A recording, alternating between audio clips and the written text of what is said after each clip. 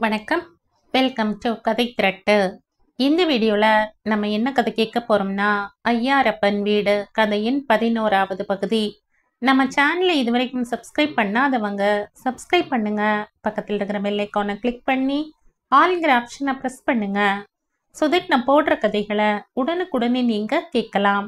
வாங்க கதைக்குள்ளே போகலாம். திவ்யாவிற்கு அங்கே குளிர்காலம் ஆரம்பித்து விட்டது. ரொம்ப கஷ்டமாக இருந்தது. காலையில் எழுந்திருப்பதும் சமைப்பதும், இந்த குளிரில் வாசலில் சேரும் பனியை தள்ளி வீட்டு வேலைகளை பண்ணிவிட்டு காலேஜ் போவதும் எல்லாமே ரொம்ப சிரமமாக இருந்தது. ஆனாலும் எல்லாம் செய்துவிட்டு படிப்பிலும் நன்றாக கவனத்தை செலுத்தினாள்.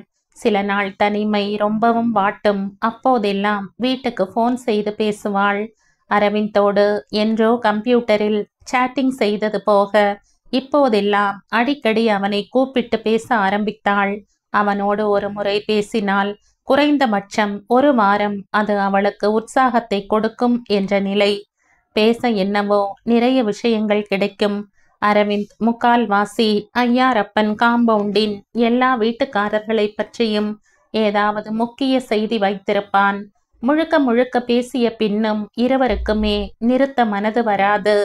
என்னவோ சொல்ல நினைத்தேனே என்று அவளும், என்னவோ கேட்க நினைத்தேனே என்று அவனும் தடுமாறுவார்கள். கடைசியில் மனமே இல்லாமல் பேச்சை கட் செய்து விடுவார்கள். ஒரு நாள் திவ்யா அவனோடு பேசி கொண்டிருந்தாள். ஏதேதோ அரட்டை அடித்துவிட்டு, அப்புறம் வேறு என்ன விசேஷம் அங்கே என்று கேட்டாள். ஓ, மறந்தே போனேன். உனக்கு ரொம்ப தேங்க்ஸ் திவ்யா என்றான். தேங்க்ஸா? எதுக்கு? உன் புத்திசாலித்தனத்துக்குத்தான். என்ன அரவிந்த், என்ன சொல்ற? உனக்கு நினைவிருக்கா திவ்யா, நம்ம காம்பவுண்டில் சாமிநாதன் அங்கிள் பற்றிய ஒரு எபிசோட்? ஓ, கேட்க மறந்தே போனேன். அந்த பிரச்சனை என்ன ஆயிற்று அரவிந்த்? அது திவ்யா என்கிற மகா புத்திசாலி பெண்ணால் தீர்ந்து விட்டது. ஏய், என்ன கிண்டலா? ஐயோ, கிண்டலெல்லாம் இல்லை. அந்த பிரச்சனையை எப்படி தீர்ப்பதுன்னு நாங்க எல்லோரும் மண்டையை உடைச்சுண்டோம். அப்போது நீ பேசிய போது அது பற்றி உன்னிடம் சொன்னேன். அதற்கு நீ உடனேயே காரணம் இதுவாக இருக்கும் என்று உன் யூகத்தை சொன்னாய். உன் யூகம் சரியாக இருந்ததால் அந்த பிரச்சனையை என்னால் தீர்க்க முடிந்தது. அதற்குத்தான் தேங்க்ஸ். அப்படியா? அப்படி நான் என்ன சொன்னேன்? அப்பா, என்ன தன்னடக்கம்! இருந்தாலும் சொல்றேன். நம்ம காம்பவுண்டில் ராக்கி தினத்தன்று ஒரு நாடகம் போடுவதாக இருந்தார்கள் இல்லையா? நான் இந்த பிரச்சனை பற்றி சொன்னவுடன் நீ அந்த நாடகத்தின் ஸ்கிரிப்டை பார், அதில் தான் இதற்கு பதில் இருக்கு என்றாய். நீ சொன்னது நிஜம்தான். அந்த ஸ்கிரிப்டை வாங்கி நான் பல இடங்களில் வசனத்தை மாற்றி எழுதி கொடுத்தேன். பிரச்சனை தீர்ந்தது. ரொம்ப சந்தோஷம் அரவிந்த். பிரச்சனையை நீ தீர்த்து வைத்ததற்கு என்றாள். அரவிந்த் பெரிதாக சிரித்தான். நானா? லுக் திவ்யா, இந்த பிரச்சனை என்னால் தான் தீர்ந்தது என்றுதான் எல்லோரும் நினைத்து கொண்டிருக்கிறார்கள். ஆனால் அந்த கிரெடிட் பூரா உனக்குத்தான். ஆமா, இந்த ஐடியா உனக்கு எப்படி தோன்றியது? ராக்கிக்கு 15 நாட்களுக்கு முன் நான் ரம்யாவுடன் பேசி கொண்டிருந்த போது அவள் தாங்கள் இந்த மாதிரி ஒரு நாடகம் போட போகிறோம் என்றும் அதன் கரு என்னவென்றும் என்னிடம் பேச்சு வாக்கில் சொன்னாள். நீ சொன்னதும் எனக்கு தவறு எங்கே இருக்கும் என்று தெரிந்துவிட்டது. அதுதான் சொன்னேன். எனிவே, ஒரு பெரிய ப்ராப்ளம் உன்னால் தீர்ந்தது. அன்னைக்கு பூரா நான் உன்னையே நினைத்து கொண்டிருந்தேன். அன்னைக்கு மட்டும்தானா? அரவிந்திற்கு தன் காதுகளையே நம்ப முடியவில்லை. ஹலோ ஹலோ, என்ன சொன்ன? திருப்பி சொல்லு. குட் நைட்னு சொன்ன என்று சொல்லி லைனை கட் செய்து விட்டாள். அவள் மனதில் வானவில் தோன்றி மறைந்தது. அரவிந்தின் நிலையும் அதேதான். கொஞ்ச நாள் ஆயிற்று. இந்த கண்ணாமூச்சி ஆட்டம் இருவருக்குமே அலுத்து விட்டது. அதிலும் அரவிந்திற்கு இதற்கு மேல் பொறுமை இல்லை. திவ்யாவிற்கு ஆசை இருந்தாலும் பொறுமையாக இருப்பது போல் தன்னை தானே ஏமாற்றி கொண்டாள். இருவருக்குமே தப்பு பண்ணுகிறோமோ என்னும் ஒரு குறுகுறுப்பு. காதலிக்கும் எல்லா ஆண் பெண்களுக்கும் எந்த காலத்திலும் வருவது தானே இந்த தடுமாற்றம். புராண காலத்திலிருந்து இன்று வரை யாரை விட்டு வைத்திருக்கிறது இந்த காதலும் தடுமாற்றமும்? இவர்கள் மட்டும் விதிவிலக்கா என்ன? கடைசியில் ஒரு நாள் தன் ராசி பலன், நியூமராலஜி, டாரட் கார்ட் எல்லாவற்றிலும் நல்ல பலனாக போட்டிருந்த ஒரு சுபயோக சுப தினத்தில் அவளை சாட்டில் வெளிப்படையாகவே கேட்டுவிட்டான். திவ்யா, நீ எப்ப திரும்பி வரப்போறேன்னு இருக்கு. என்னாச்சு திடீர்னு? நான் தான் முதல்ல இருந்து சொல்லிக்கிட்டு இருக்கேனே, ஐயாரப்பன் காம்பவுண்ட் உன்னை மிஸ் பண்ணுதுன்னு. அப்படியா? ஆமா, இனிமே என்னால தாங்க முடியாது. இன்னைக்கு நான் ஓப்பனா சொல்றேன், நான் உன்னை ரொம்பவும் மிஸ் பண்றேன். நான் ஆகிய அரவிந்த் என்றான். கொஞ்ச நாழி சப்தமே இல்லை. சாரி திவ்யா, நான் ஏதாவது தப்பா சொல்லிட்டேனா? ஏதாவது பேசு திவ்யா. என்ன பேசணும்? நீ என்ன நினைக்கிற? தயவு பண்ணி சொல்ல. எனக்கு டென்ஷன் ஏறிக்கிட்டே இருக்கு. நான் நினைக்கிறேன் நானும் நீங்களும் நல்லபடியா படிப்பை முடிக்கணும்னு. திடீரென்று நீங்களாக மாறியதை கவனித்த அரவிந்திற்கு ஜிவ்வென்று இருந்தது. படிப்பை முடிக்கணும்னு எனக்கு தெரியும், ஆனா இது என் கேள்விக்கு பதில் இல்லை என்றான் அரவிந்த். நண்பர்கள் கூட ஒருவரை ஒருவர் மிஸ் பண்ணலாமே. இது திவ்யா. ஏய், நீ என் வாயை கிண்டற. நான் உனக்கு வெறும் நண்பன் மட்டும்தானா? சரி, அந்த கோல்டன் வேர்ட்ஸை நான் சொல்லிவிடட்டுமா? Divya, I love you. உன்னை மனப்பூர்வமா காதலிக்கிறேன் என்றான் அரவிந்த். டாக்டர் படிப்பை முடிக்கப் போகும் தனக்கு இதை இத்தனை நாள் பழகிய ஒரு பெண்ணிடம் சொல்வது இத்தனை கடினமாக இருக்கும் என்று அவன் நினைத்ததே இல்லை. வியர்வையில் தொப்பலாக நனைந்து விட்டான். அவளின் பதிலுக்கு காத்திருந்தான். ஒரு நிமிஷம் கூட முழுசாக ஆகி இருக்காது. ஆனால் இவனுக்கு இன்னும் டென்ஷன் பயங்கரமாக ஏறிவிட்டது. Hello Divya, are you there? அரவிந்திற்கு இதயம் வெளியே குதித்து விடும் போல் இருந்தது. கடைசியாக அவன் காதில் தேன் பாய்ந்தது. அவன் சொன்ன அந்த கோல்டன் வேர்ட்ஸை அவளும் உதிர்த்து விட்டாள். நான் உங்களை என் உயிரினும் மேலாக காதலிக்கிறேன் மை டியர் அரவிந்த் என்று சொல்லியே விட்டாள். அவனுக்கு உச்சந்தலையில் இருந்து உள்ளங்கால் வரை ஷாக் அடித்தது போல ஒரு உணர்வு. அந்த உணர்வை அவன் அப்படியே வர்ணிக்க அவளும் தனக்கு அதற்கு மேல் என்னவோ செய்கிறது, மயக்கம் வருகிற மாதிரி இருக்கிறது என்றாள். ஏய் ஏய் திவ்யா, என் கண்ணே, ஜாக்கிரதை, எங்கேயாவது மயக்கம் போட்டு விழுந்து வைக்காத. அங்கே உன்னை பார்த்து கொள்ள யாரும் இல்லை. என்னோடு இருக்கும்போது நான் கூட பரவாயில்ல என்றான். உங்களோடு இருக்கையில் விழுந்தால் என்ன செய்வீர்களாம் என்றாள் திவ்யா கொஞ்சலாக. திவ்யாவின் இந்த குரல் இவன் இதுவரை கேட்காத ஒன்று. இவனுக்கு உடனேயே அவளை பார்த்து கையில் அள்ளி கொள்ளணும் போல் இருந்தது. அதை அப்படியே அவளுக்கு சொல்ல அவள் ஷீ, ஆனாலும் நீங்க ரொம்பவே ஃபாஸ்ட் என்றாள். நானா ஃபாஸ்ட்? இந்த வார்த்தைகளை பரிமாறிக்கொள்ள எத்தனை நாளா பயம், எத்தனை தயக்கம். இன்னைக்குத்தான் அந்த இனிய நேரம் வந்தது. நான் ஃபாஸ்டாக இருந்திருந்தால் நீ அமெரிக்கா போகும்போதே இதை சொல்லி இருப்பேன் தெரியுமா? நிஜமாகவா? நீங்க அப்போதிலிருந்து என்னை என்னை என்று தடுமாறினாள். கேளு, கேட்க வந்ததை. உங்களுக்கே தெரிகிறது இல்லையா? நீங்க தான் சொல்லுங்களேன். சொல்லட்டுமா? நான் உன்னை எனக்கு புத்தி தெரிஞ்ச நாள்ல இருந்து காதலிக்கிறேன் தெரியுமா? ரொம்ப கஷ்டப்பட்டு தான் இத்தனை நாள் மனதில் பூட்டி வச்சிருந்த. நீ யூஎஸ் போறதுக்கு முன்னாடியே உனக்கு என் மனதை திறந்து காண்பிக்கணும்னு துடிச்சுக்கிட்டு இருந்த. உன்னை பிளேனில் ஏத்தி விட்டு வந்த பின்னாடி நான் 4 நாள் சரியாகவே சாப்பிடல. எப்ப பார்த்தாலும் எங்க பார்த்தாலும் நீதான் தெரிஞ்ச. கண்ணம்மா, என்னை பாடா படுத்தி வச்சுட்ட. சரி, இனிமே குறைஞ்சபட்சம் வாரத்துக்கு 4 தடவையாவது கூப்பிடு. திவ்யா, உங்கூட பேசாம என்னால இருக்க முடியாது என்றான் அரவிந்த். சரிதான், நாம 2 பேரும் படிச்சு உருப்பட்ட மாதிரிதான். அந்த கதையெல்லாம் வேண்டாம். முதல்ல எங்க அம்மா என்னை எதுக்கு இங்க அனுப்பவே பயந்தா? இந்த விஷயம் கொஞ்சம் போல தெரிஞ்சால் கூட போதும், உடனே திரும்பி வா, நீ படிச்சு கிழிச்சது போதும்னு திரும்பி வர சொல்லிடுவா என்றாள். ஹாய், ரொம்ப நல்லதா போச்சு. திரும்பி வர சொல்லி எனக்கு உன்னை கல்யாணம் பண்ணி வச்சிடுவாங்க இல்லையா என்றான் அரவிந்த். ஆசை தோசை. பின்ன அவங்க பயப்பட்டது நீ எங்கேயாவது வெள்ளக்காரனை காதலிச்சிட போறியேன்னு தான். நீ என்னத்தான் காதலிக்கிறேன்னு தெரிஞ்சா உடனே நமக்கு கல்யாணம் பண்ணி வச்சிடுவாங்க. ஹலோ மிஸ்டர் ஹீரோ, மூச்சு விடப்படாது. நமக்கு படிப்புன்னு ஒன்று இருக்கு. அது முடிஞ்சப்புறம்தான் எல்லாமே. சரி, எனக்கு கொள்ளை வேலை இருக்கு. ஒரு சாதமாவது வச்சு சாப்பிடணும். கஷ்டமா இருக்கு டியர் என்றாள். கொஞ்ச நாள் தானே டார்லிங், ஓடி போயிடும். என் உடம்ப பார்த்துக்கோ, கவலையா இருக்கு. ஹாய், என்ன சொன்னீங்க? இல்ல, உன் உடம்ப நல்லா பார்த்துக்கோன்னு தான் சொன்னேன். அதான பார்த்தேன். நான் இங்க வந்து எத்தனை நாளாச்சு, இப்போதுதான் கவலையா இருக்காக்கும். நீ புறப்பட்டதுல இருந்தே கவலைதான், இப்பதான் சொல்ற. சரி, நான் போய் என் வேலையை பார்க்குறேன். இப்போதைக்கு பாய் பாய். சரியா? சரியில்லை சரியில்லை, எனக்கு இன்னைக்கு ஷடவுன் பண்ண பிடிக்கவே இல்லை கண்ணே என்றான். ஆனாலும் இருவரும் மனம் இல்லாமல் பை சொல்லி கொண்டனர். தீவிரமா படிங்க டாக்டர் சார். இருவரும் நல்ல ரேங்க்ல பாஸ் பண்ணிட்டு அப்புறமா கல்யாணம் பண்ணுவேன்னு கேட்கணும் அப்பா அம்மாவை. ஆஹா, பெண்டாட்டியா லட்சணமா இப்பவே அட்வைஸ் பண்ண ஆரம்பிச்சாச்சா? தங்கள் சித்தம் என் பாகியம் என்று சொல்லி அப்போதைக்கு விடை பெற்றான் அரவிந்த். சுபாஷினி திட்டமிட்டபடி தன் துணிமணிகளில் 2 செட் மட்டும் எடுத்துக்கொண்டு காலேஜுக்கு புறப்பட்டாள்.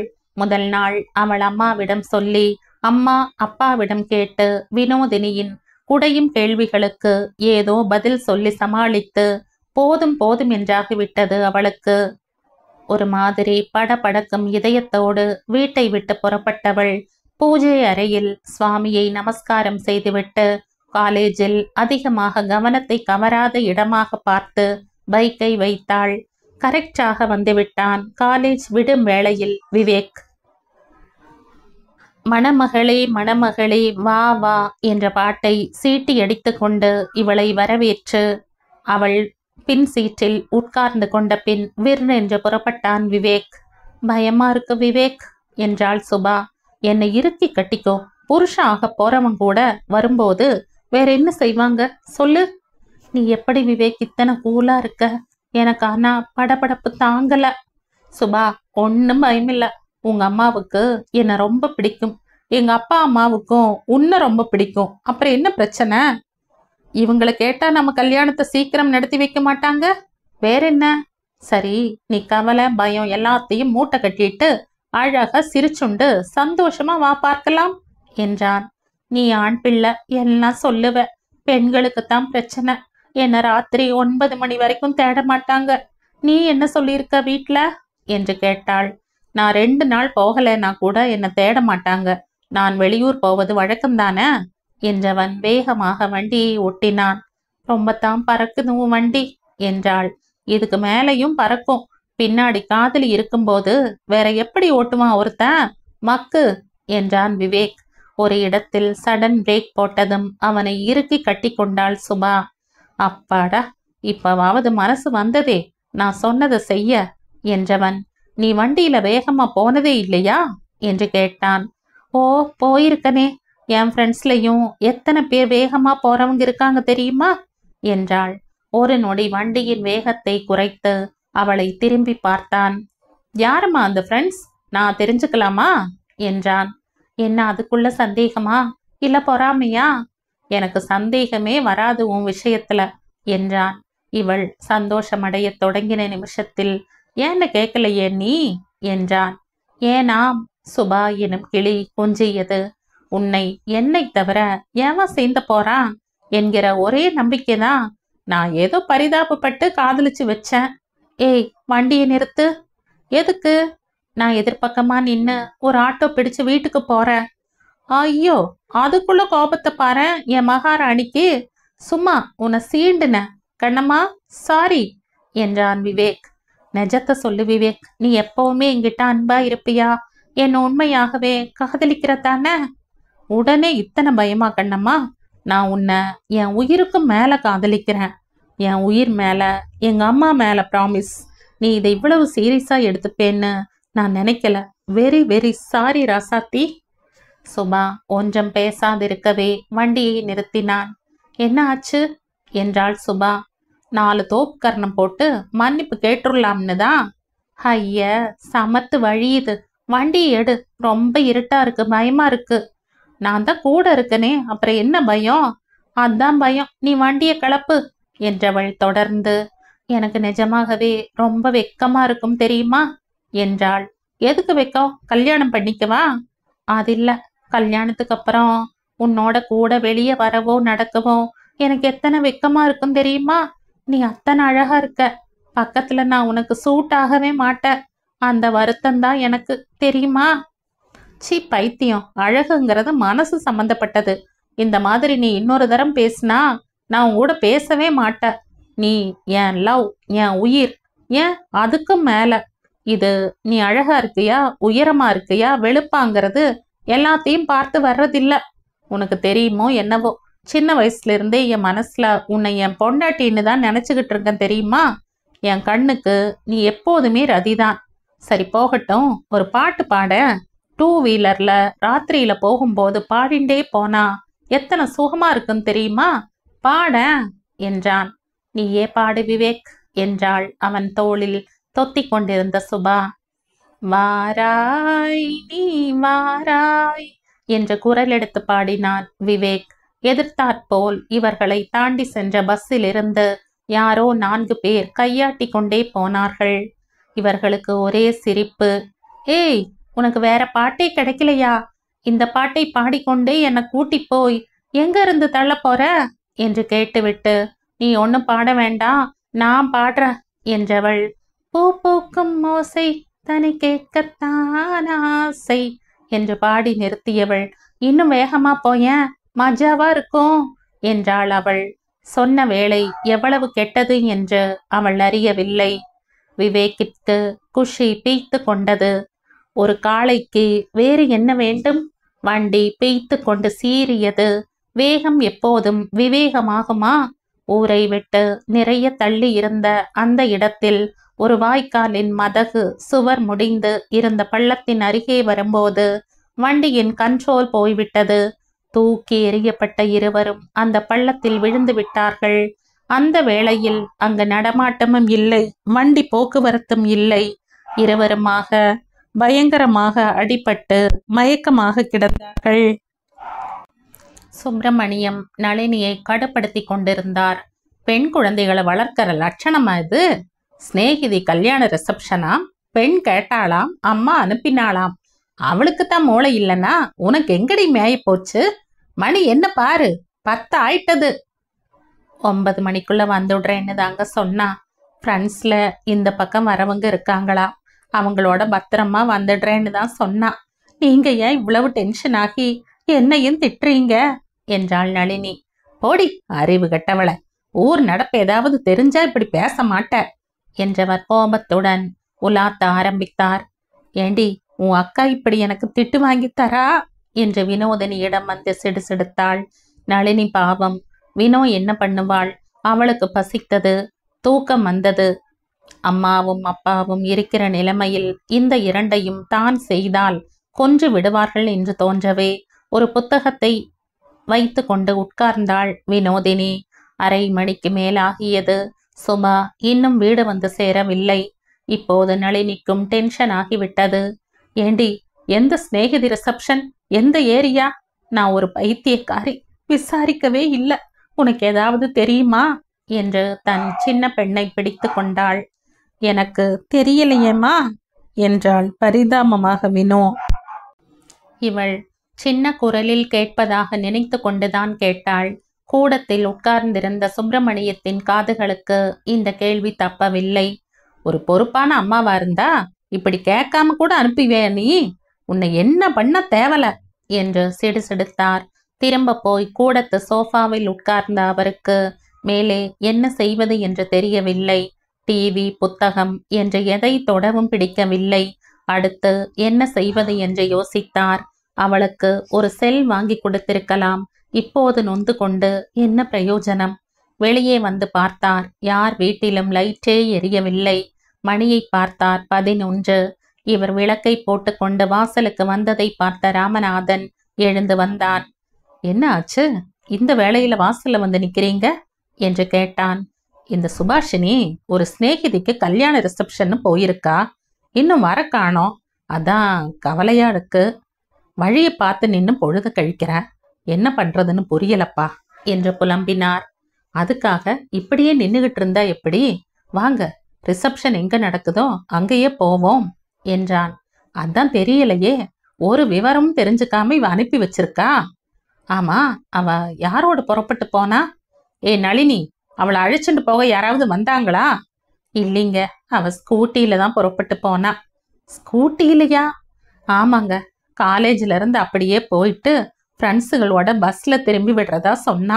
ஸ்கூட்டி காலேஜ்லயே பத்திரமா இருக்கும், நாளைக்கு எடுத்துக்கலாம்னு சொன்னா. சரி வாங்க, நாம 2 பேருமா போய் பஸ் ஸ்டாப்ல பார்க்கலாம். இருவருமாக கிளம்பினார்கள். போகும் முன் நளினியை அழைத்து, கதவை தாழ்பால் போட்டுக்கோ, அந்த கழுதை வந்தா என் செல்லுக்கு ஃபோன் பண்ணு என்றார். கொஞ்சம் பேச்சு குரலும் வெளிச்சமும் வர எல்லா வீட்டிலுமே விளக்கு எரிய ஆரம்பித்தது. என்னாச்சு என்னாச்சு என்று கேட்பவர்களுக்கெல்லாம் பதில் சொல்ல ரொம்பவும் சங்கடப்பட்டார் சுப்பு. ஒண்ணு ஆயிருக்காதுப்பா, நீ கவலைப்படாத, வந்துடுவா. 4 சிநேகிதிகள் ஒன்னா சேர்ந்தா பேசிண்டே இருந்து பஸ்ஸை கோட்டை விட்டுருப்பாங்க.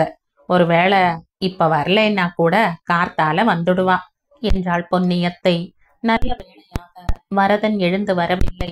சுப்புவின் அப்பா சுவாமிநாதன் 8 மணிக்கு சாப்பாடு, 9 மணிக்கு மாடியில் அவர் ரூமில் போய் தூக்கம், காலை 4 மணிக்கு விழிப்பு என்று ஒரே கதியில் இயங்குபவர். அவருக்கு இப்போதுதான் ஏதோ கீழே பேசுகிறார்கள் என்ற காதில் விழுந்தது. கீழே இறங்கி வந்தார். விபரம் கேட்டுவிட்டு அவருக்கும் இப்போது கோபம், கவலை, படபடப்பு. சரி, பஸ் ஸ்டாண்ட் போவோம் என்று புறப்பட்டனர். எங்க கல்யாணம்? எந்த சிநேகிதி? ரிசப்ஷன் எங்க? ஒரு கேள்விக்கும் பதில் தெரியாமல் அசடு வழிந்தாள் நளினி. போமா நளினி, உள்ள போய் கை கால அலம்பிண்டு சாமி விளக்கேத்தி நமஸ்காரம் பண்ணு. குல தெய்வத்தை நினைச்சு மனசார வேண்டிக்கோ. ஒரு ரூபாய மஞ்சள் துணியில முடிஞ்சு வை. எல்லாம் சுபா நல்லபடியா வந்து சேருவா என்றாள் சுந்தரா. நல்ல வேளையோ அல்லது பொல்லாத வேளையோ ரங்கராஜன் ஆபீஸ் வேலையாக வெளியூர் போயிருந்தார். அவர் இருந்திருந்தால் இன்னும் அமர்க்களமாக இருக்கும். அரவிந்த் இப்போது ஹவுஸ் சர்ஜன்சி என்பதால் ஹாஸ்பிட்டலிலேயே தங்கி இருக்க, விஜயும் ஆபீஸிலேயே தங்கி இருந்தான். விவேக்கும் வெளியூர் போயிருக்கிறான். சின்ன பசங்க ஒருத்தர் கூட உதவி பண்ண இல்ல பாருன்னு அங்கலாய்த்தாள் பரிமளா. எங்கேன்னு தேடுறது? குருட யானையை பார்த்த கதையால இருக்கு என்று சலித்தபடி வந்து சேர்ந்தார் சுப்பு. உள்ளே சுந்தரா சொன்னபடி முடிந்து வைத்துவிட்டு தெருப்பிள்ளையாருக்கு தேங்காய் என்று ஆரம்பித்தவள் திருப்பதிக்கு வந்து அங்க பிரதட்சணம் வரை வேண்டுதல்களின் எண்ணிக்கையை ஏற்றிக்கொண்டே போனாள். ஆனாலும் இந்த காலத்து பெண்களுக்கு பொறுப்பே கிடையாது. வீட்டில் கவலையாக இருக்குமேன்னு தெரிய வேண்டாமா? சரி, பஸ்ஸே கிடைக்கல, அங்கேயே தங்க வேண்டி வந்தது. தன்கிட்ட செல்போன் இல்லாட்டாலும் யார்கிட்டையாவது வாங்கி வீட்டுக்கு தகவல் சொல்லாதோ இந்த பொண்ணு? என்ன குழந்தைகள் இவர்கள் எல்லாம் என்று தன் பங்கிற்கு சலித்து கொண்டாள் லட்சுமி. எல்லாரும் எத்தனை நாழி கொட்டி கொட்டி அளந்தாலும் குறுணி பதக்காகுமா? சரி சுப்பு, நீ போய் படு, காலங்கார்த்தால வந்து நிப்பா பாரு. பொன்னியத்தை சொன்ன மாதிரி பொண்ணுங்க எல்லாம் கெக்க பிக்கன்னு பேசிண்டு நேரம் கழிச்சு புறப்பட்டிருக்கும். பஸ் இல்லாம திரும்ப மண்டபத்துக்கே போயிருக்கும். எல்லாம் காலம்பர சௌக்கியமா வந்து சேர்ந்துடுவா. நளினி, நீ ஏன் கண் கலங்குற? பைத்தியம், போய் படு. காலம்பர சீக்கிரமே உன் பொண்ணு வந்து கதவை தட்டுவா பாரு என்று சற்று அதட்டலாக பேசி பொன்னியத்தை எல்லோரையும் போய் படுக்க வைத்தாள். எல்லோரும் அவள் வார்த்தைக்கு கட்டுப்பட்டார்களே ஒழிய ஒருத்தருக்கும் தூக்கம் வரவில்லை. ஆச்சு, பொழுது விடிய ஆரம்பித்து விட்டது. ஆனால் இன்னும் சரியாக விடியவில்லை. பகவானே, இன்னி பொழுது நல்லபடியா விடியணும்பா என்று பிரார்த்தித்து கொண்டே வெளியே வந்தார் சுப்பு. அடுத்த 2 மணி நேரத்தில் ஐயாரப்பன் காம்பவுண்ட் மொத்தமும் அல்லோகல்லோலப்பட்டு கொண்டிருந்தது. ஆம், விவேக் பைக்குடனும் ஒரு பெண்ணுடனும் ரோடு ஓரத்தில் விழுந்திருந்தது கண்டுபிடிக்கப்பட்டிருந்தது. காலையில் ரோடில் போன சிலர் பார்த்துவிட்டு மூச்சு இருக்கிறதா என்று பார்த்திருக்கிறார்கள்.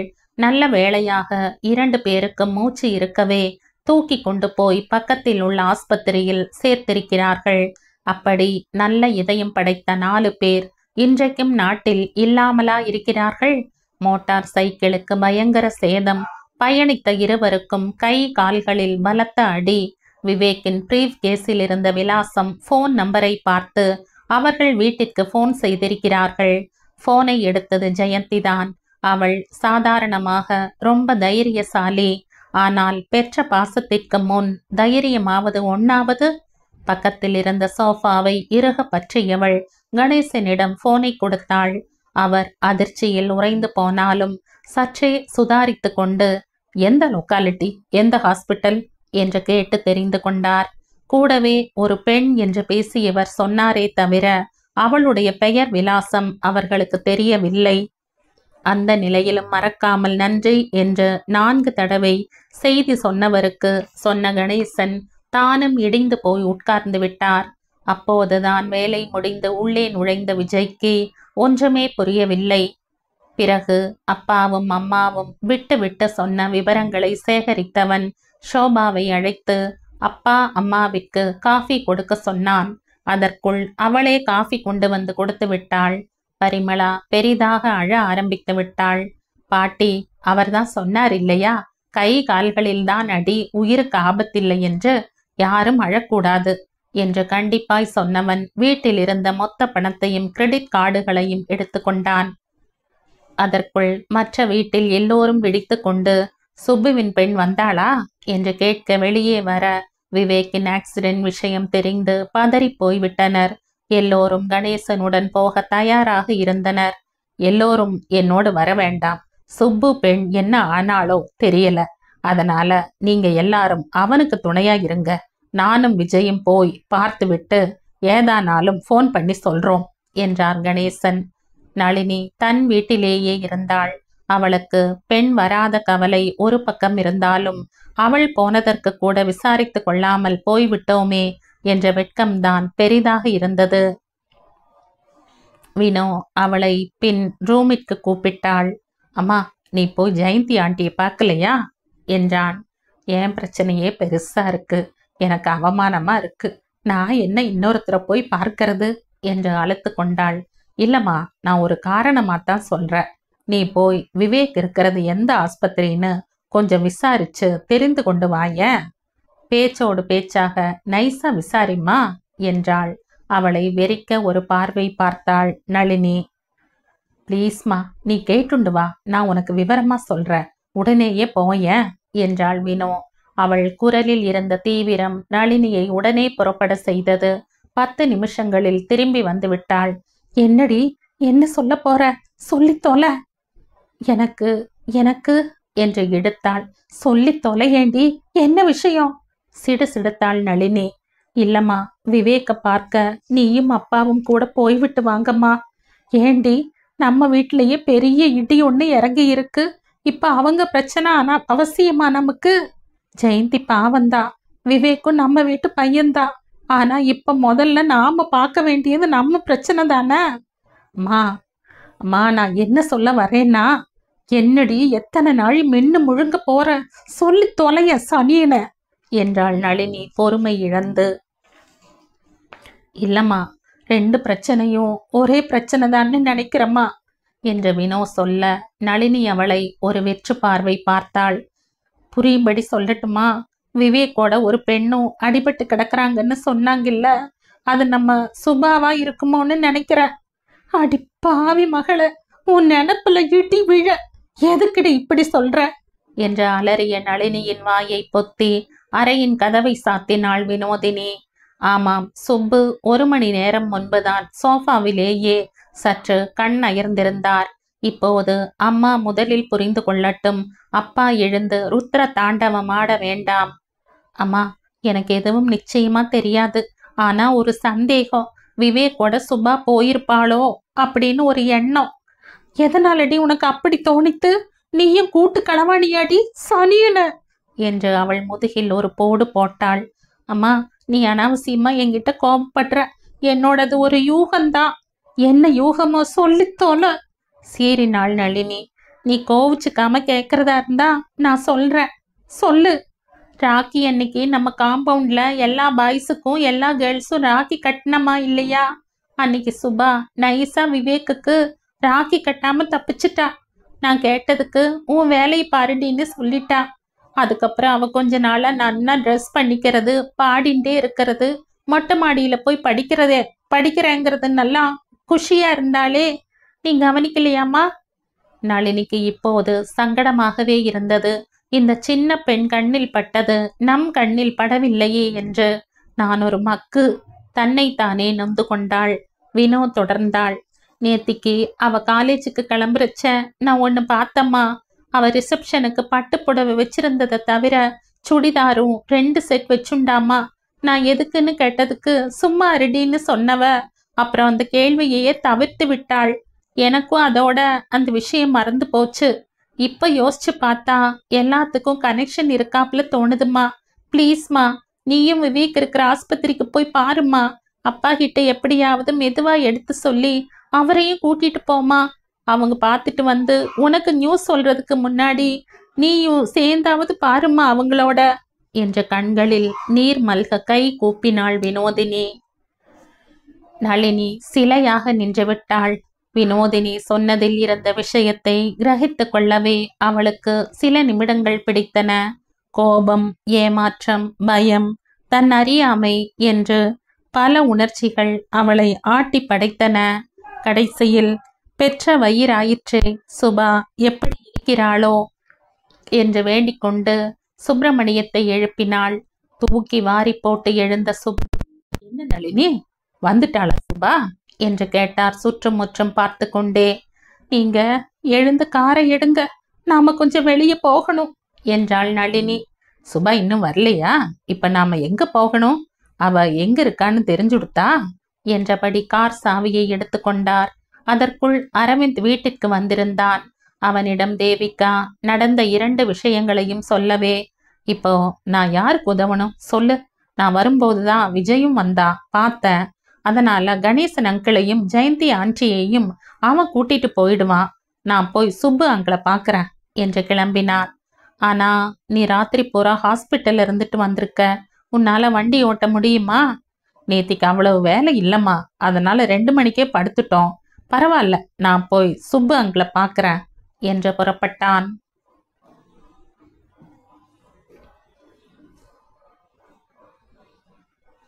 இந்த கதையின் தொடர்ச்சியை அடுத்த பதிவில் கேட்கலாம். நன்றி.